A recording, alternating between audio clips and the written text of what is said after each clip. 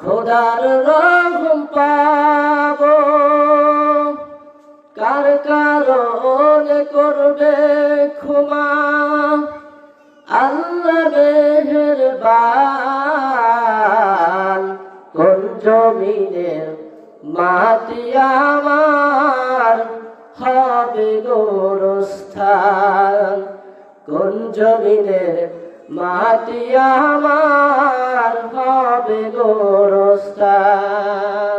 কাদের চোখের জলে আমি পাব পরিত্রাণ,